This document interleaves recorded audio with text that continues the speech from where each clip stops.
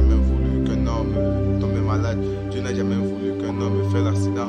Dieu n'a jamais prévu le malheur contre l'homme. Mais à cause des problèmes des hommes, à cause de ce que la vie que l'homme mène, c'est pourquoi toutes ces choses pourront s'accomplir dans la vie de l'homme.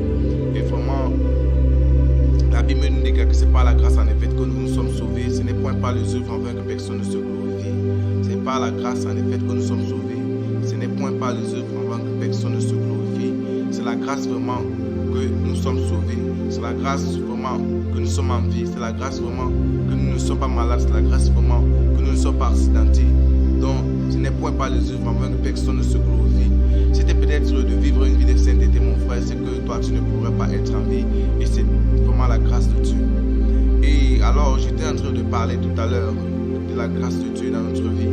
Et vraiment, mon frère, j'aimerais que tu reconnaisses une chose.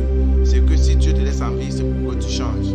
Si Dieu te laisse en vie, c'est pour que tu viennes à lui. Si Dieu te laisse en vie, c'est pour que tu l'acceptes dans ta vie comme ton Seigneur Sauveur personnel. Et c'est pourquoi toi qui mènes une mauvaise vie, c'est pourquoi toi qui mens encore, toi qui forniques, toi qui voles, toi qui prends de la drogue, toi qui avortes même, donc etc. Plusieurs péchés, tout ce que l'on fait qui ne glorifie pas le nom de Dieu.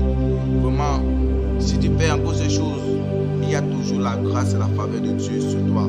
Si tu as envie et que tu pêches encore, reconnais une chose, c'est que Dieu veut que tu changes. Et nous allons voir l'exemple beaucoup dans la parole. Et nous allons voir que après cela, ces personnes ont été changées radicalement.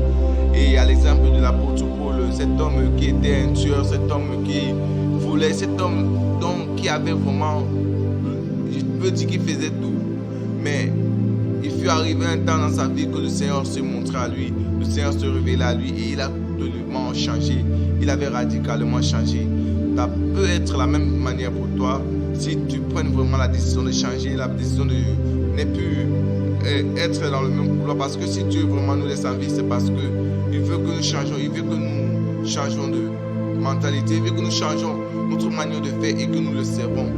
Et vraiment, ceux-là qui sont morts ne sont pas meilleurs plus qu'eux, ceux-là qui sont dans les hôpitaux ne sont pas meilleurs qu'eux, ceux-là qui sont accidentés nous ne sommes pas meilleurs qu'eux. Et vraiment, c'est la grâce de Dieu et la main puissante de Dieu qui se repose sur nous. Et c'est ça que j'aimerais que tu reconnaisses, mon frère, ma soeur, mon père, ma mère.